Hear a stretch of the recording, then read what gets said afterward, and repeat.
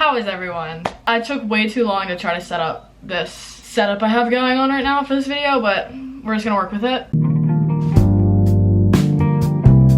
For this video, it is currently August 3rd, which means it's time for my July reading wrap up. Here we go. I'm not gonna waste any time because I read 17 books this month, I think. But I'm gonna say my normal disclaimer, which is that I don't have any of these books physically in my possession because I read them all as library books or they were Kindle books because I'm on a book buying ban. So of course I didn't read anything on my physical TBR.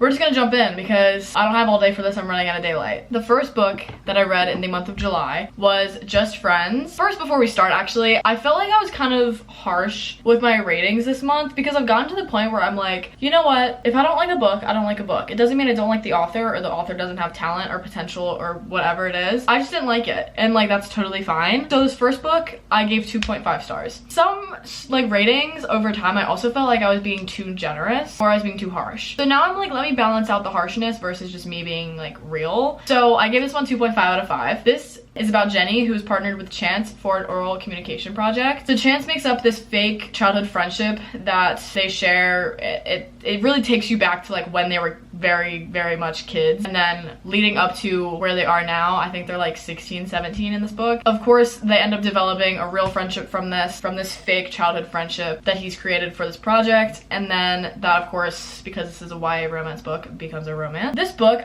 it was the first one I read. It wasn't too memorable for me, and I do remember it being really cute and had potential. It just didn't really do anything for me because again, it was a YA book, very easy to read. It was cute, it had its thing. It was an easy read to start the month off with. I just didn't really feel like I was attached to it in any way. It was cute though. It was an easy read. But next, I gave this next book 5 stars. And this book is Rock, Paper, Scissors by Alice Feeney. This book is about a married couple with a very declining marriage, and they say that from the get-go. They win a weekend away in Scotland, but later on they find out that it wasn't like this random thing that they won. It was planned and plotted, and only one of them is supposed to end up leaving alive and or in one piece. I'm not a huge thriller person because I like feeling like I have a connection with the characters, which is why I read mostly like romance and fantasy novels or romantasy. Usually going into thrillers, I try to keep an open mind and I try not to be too harsh on the ratings because I know that's just not my style. I'm not gonna read a thriller or a mystery and hate on it. Like, I feel like it's one thing for me to read a lot of romance books and be like, I didn't like this romance book, it wasn't for me. There was stuff in it that I didn't like, versus me going into a thriller or a mystery and being like, I hated this, but also knowing that like I probably won't like it as much as I do other genres. But this one was like so addicting to read. I loved it so much and I love the writing, and this is the first Alice Feeney book that I have ever read, and I know a lot of people love her books, so I really need to read a lot more from her, but I enjoyed this one so much. I've recommended it to so many people, and everyone that I've seen read it on Instagram or TikTok or YouTube, or just people that I've seen commented on it on Goodreads, everybody seems to love it. First of all, I read 2 Christmas books in July. I don't really know what I was doing or why I did that, but there you go. I read Window Shopping by Tessa Bailey and I gave it 2 out of 5 stars. The Tessa Bailey books, I think what I've realized are just aren't for me. It's not anything to do with her, it's just, like I said before, a preference, and there's just things that I don't really like about the writing. Totally fine, nothing against her, it's just my personal preference. This book was, again, a Christmas book, and it was really, really short. The female lead, who I can't even remember what her name is, she was in jail and needed a job for the holidays, but nobody would hire her because she was in jail. She walks by a department store. A guy named Aiden comes out and his family like owns it, and he basically ends up talking to her, has an interest in her,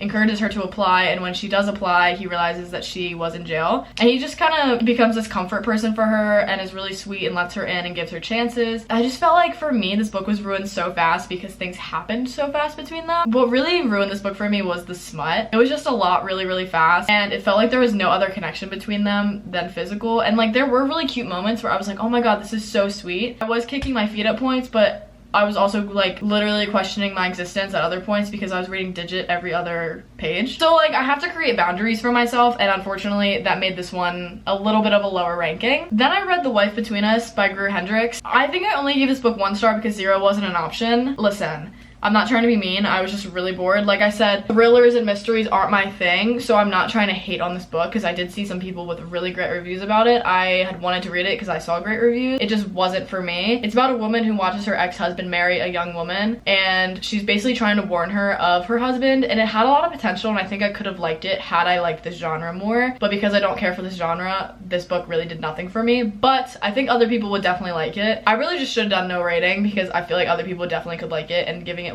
0 to 1 stars is so harsh when it's a me thing. I just didn't like it, and that's fine. Next, I read The Holiday Switch. I don't know why I was reading this in July again, but it's fine. I gave this one 2 stars. This book was really cute and another easy read, but again, I just didn't really feel anything for the characters. It gave me slight Gilmore Girls vibe, which came from the fact that the main character, Lila, works at an inn. The male interest in this novel is Teddy, I believe is his name, and he's basically the boss's nephew, and she's really close with her boss. So when her grumpy nephew comes in, it like creates a bit of a conflict in work. They start to become friendly, and then they accidentally end up switching phones and then find out a lot about each other and just like secrets that they were keeping. But the secrets honestly weren't interesting enough for me to really feel like I was on the edge of my seat. It was an easy read, like I said, so I didn't mind it, and like it was fine. But if we're talking about entertainment value and just like, was I on the edge of my seat, was I kicking my feet, oh my gosh, I need to put that on a shirt. Like, it just didn't really do too much for me, but it really was a cute book. It's not for everybody, and that's totally fine. I also am not a Christmas person. That may have been another factor. Then, moving forward, the next book I read was History's All You Left Me by Adam Silvera. He's the author of They Both Die at the End. I read this book for a 24-hour reading vlog and talked a little bit about it in there, so if you haven't watched it, it'll be in a card. Go watch it. This is about a boy named Griffin who is grieving the loss of his ex-boyfriend Theo, who dies in a drowning accident. Throughout the book, Griffin is reflecting on memories of the couple and how he's struggling to move forward as he tries to understand death, because he is, I believe, 17 in this book, so this is a very like new thing, and it was somebody super close to him. So it's a lot, it's heavy. He's just obviously like can't understand like why this stuff is happening, and his entire friend group is a mess because of it, and they all want answers and want somebody to pin the blame on, so it makes it feel easier, but obviously that's not how grieving works. But I felt like this handled the concept of loss and grief really, really well. It wasn't like he was one emotion the whole time, or like he was suddenly okay. Like, this whole book was about the struggle of grieving and the struggle of losing somebody that you love and the conflicts that it builds, especially when you're young and like keeping secrets from each other and the secrets come out. It's a lot.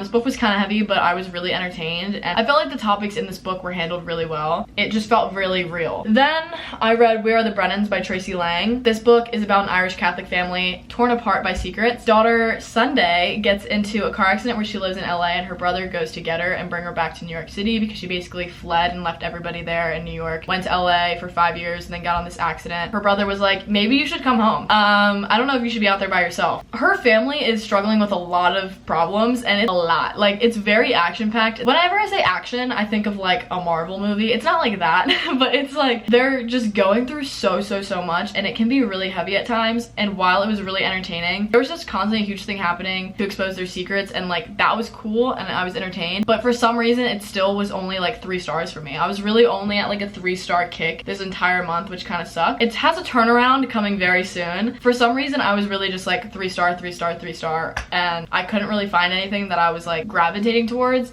and everything felt like mid to me. I don't know if I was in a slump and didn't realize, but I just didn't really care about any of these books. Then I read The Last Thing He Told Me by Laura Dave. Again, thrillers and mysteries just aren't really my cup of tea, and they don't really do anything for me. But this one I did enjoy. It wasn't like rock, paper, scissors level, but it was better than the other ones that I had read. So it's about a man named Owen who disappears and leaves a note behind for his 16-year-old daughter, which makes it seem like it's an intentional disappearance. Because if you went missing, it's not like you'd be able to plan like somebody kidnapping you and you'd be able to like, let me leave a note. Like, obviously he had to know that he was leaving. Anyways, his daughter's left with her stepmom, who she really doesn't care for. They have no choice at this point to just try to work through it together and try to figure out where her dad went, why he left a note, what's going on in their lives. It was full of twists and surprises that I wasn't expecting, and I really enjoyed it. Again, it's just a hard genre for me to really get into. I know it's a movie or a show or something, which I would like to watch, because I think seeing a thriller is different than reading it. I'm more of a person who wants to read romance but watch thrillers and mysteries, because I need pictures pictures to be painted for me. I can't do it myself. I feel like that kind of relationship between characters can be destroyed if it's put on a screen. I feel like thrillers are meant to be something that you watch. This is where I had to turn around in the month of July. So the next book I read was Conversations with Friends by Sally Rooney. This is one I've been wanting to read for a while, and I love Sally Rooney books. They always hit for me and feel really special and relatable for some sick and odd reason. So Conversations with Friends is about two college girls who are best friends, and they meet Melissa, who is a photographer, and her husband Nick,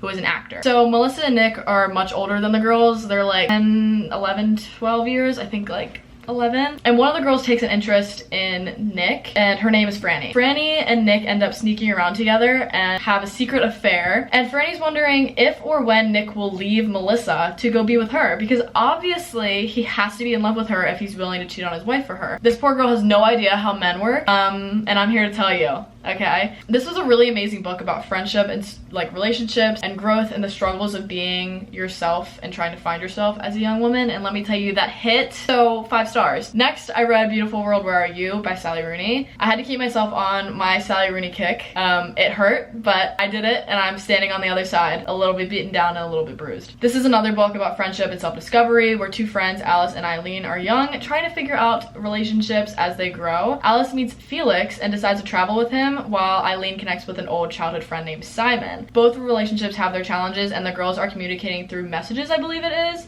to discuss their lives. They aren't actually in each other's presence until later in the book, so I believe they're communicating through like email or something like that. But this felt like the realest and most relatable story that I read by Sally Rooney, that hit the most with me in the way that she portrays female emotion. Anyways, I feel so seen and attacked at the same time, but these books always hit so hard for me, and I find myself relating to them in the best and worst ways. Next, I read You Say It First. I read this book as a quick and easy recovery from me being back-to-back attacked by Sally Rooney. So this book is about Meg, who seems to have her life set up. She wants to go to Cornell with her best friend Emily. She has a boyfriend. She works for a voter registration call center in Philly and ends up calling phone number out of Ohio asking if somebody is willing to devote their time to listen to her talk about why you should vote and register to vote. So she calls this number, a boy picks up, and she asks for his dad so that she can talk to him, and then he's like, my dad's dead, he killed himself. And she's like, oh my god, so sorry, I didn't know. So then she calls back and leaves a voicemail and is like, hey, I'm really sorry, didn't know, really sorry, didn't mean to bring that up. And then he calls her back, tries to leave a voicemail and be like, I snapped at you, I shouldn't have been so harsh, you didn't know, I'm sorry, like, there's just a lot going on, I got in trouble, like, there's stuff happening, I'm sorry. She ends up answering the phone, and they end up having a conversation and talking and becoming long-distance friends. Over time, when their relationship as friends starts to grow, then they start visiting each other in each other's towns. Because this is a YA book, and anything is possible in a YA book. But it was cute, and I was surprisingly more entertained than I thought I would be. Not mad. Next, I read Culty by Mariana Zapata. I love her books, but the slow burn that she gives is always so painful, but I do it to myself anyway, because I like the pain. I don't know. This book is about Sal, who is a soccer player, and her new assistant coach is her childhood idol and celebrity crush, Rainer Culty. So they start with a rough relationship where he's very tough on her, and she kind of doesn't understand why, because it's not like tough love, he's just kind of being rude and arrogant. She's like, this sucks because I looked up to you, and now you're just rude, and I don't really like the way that you're acting when I portrayed you in my mind as being like this amazing heroic soccer player that inspired me as a kid, and now I'm just coming across you and you're like not all that. She's a bit crushed, but over time his real feelings and secrets are revealed, and I feel like I can't say anything about this book because it is so slow burn and stuff happens is like important for me to say, but it happens like 300 pages in, so I'm just not gonna say anything. But I will say, I was entertained. The writing is really good, but if you aren't a fan of slow burn tropes, stay away from her books, because she does not deserve to be attacked because you didn't like it, because you're just not into slow burn, because that is a huge factor that I've seen in all of her books. So if that's not your taste, I would stay away from it, but if you don't mind slow burn, and I mean slow burn, go for it. Also, sports romances. Let's really think hard on that. I'm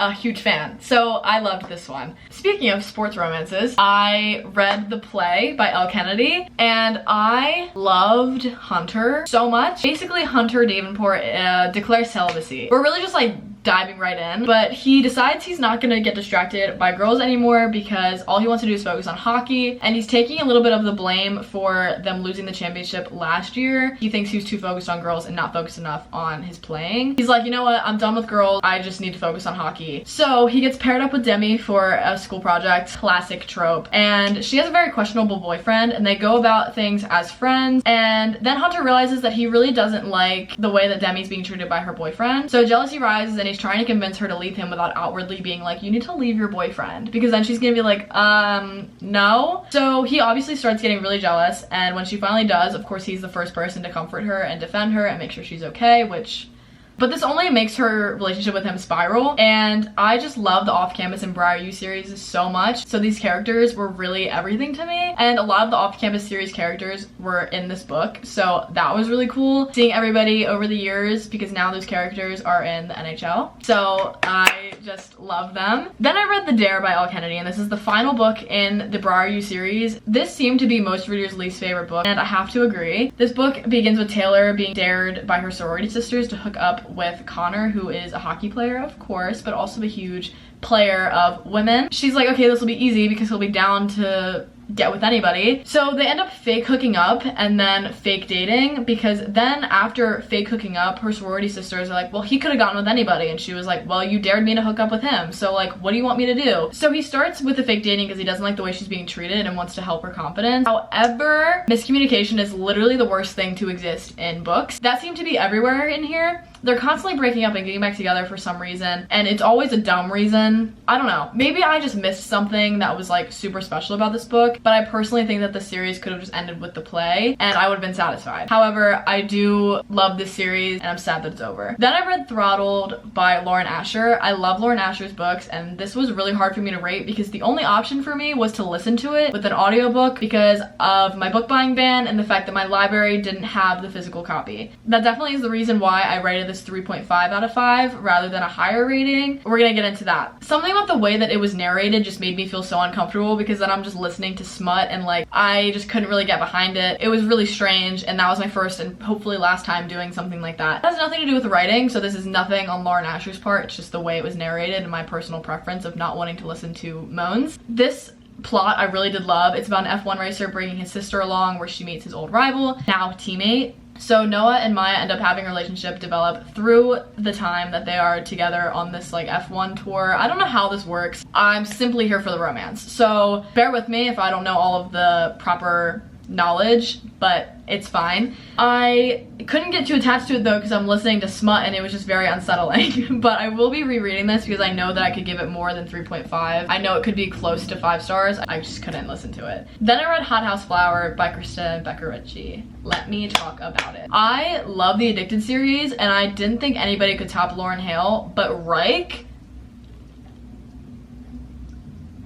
Meadows. This is probably my favorite book out of this series. I just love it so much. And Reich is the most protective, loving guy, and Daisy, being the youngest Calloway sister, seemingly needs the most protection, and he wants to be the one to give that to her. It focuses on Reich and Daisy, and mostly his mental struggles dealing with his abusive father, and having kind of a spotlight on him, and people talking about things that his father might or might not have done. And then Daisy is an 18-year-old model, and she's just being criticized all the time, and her job is constantly being questioned. She doesn't think she's good enough, and Reich is the person every single time to make her feel better and feel like she is worthy. And oh my god, like, I love you. Despite how chaotic and stressful the world of Addicted seems to be, I love them. Like, I want them in my life. They are so sweet to each other. The relationships that they have and the bonds are so special. It makes it so easy to love the characters, and I'm obsessed with Lauren so much. He is like perfect, and the way that he is protective but like as a brother to Daisy, I'm obsessed with. And then of course Reich and his relationship, like, it's crazy. Like, I just 10 out of 10 every single time. 4.5 out of 5. Finally, the last book I read was Caraval by Stephanie Garber. This book is about 2 sisters named Scarlett and Tella who are trying to flee the abuse of their father and reach their dreams of seeing Caraval. The one time in a year performance of audience members participating in a show of games and like fantasy. It's a really like intense thing. So with the help of a sailor named Julian, Tella takes Scarlett to Caraval, and upon arrival, Tella is kidnapped and held captive basically by the leader of the game. It's a lot. Like, it's a lot. So throughout these challenges and riddles and games that she's trying to play, Scarlett realizes that the prize is actually her sister. So she's like, oh my god, okay, I really need to like get on top of this and save my sister. Hello. I was really entertained and like amazed at the world and the writing. I just think that what made it 3 stars was just that the ending was kind of abrupt and it was a little bit predictable in my eyes, but I was still really engaged in the story and I did really like it still. But I don't think I'm gonna be continuing with that series. I think I'm set with just like finishing off with Caraval. Those are the 17, I think, I can't really count, the 17-ish books that I read in the month of July. I've already started reading my books for August. Anyhow, those are all the books that I read in July. It was kind of all over the place with my ratings. However, a lot of the books that I loved in the month of July, I really, really loved. So I would highly recommend. Thank you guys for watching, and I'll see you when I see you. Okay, happy reading. Peace and love. Goodbye.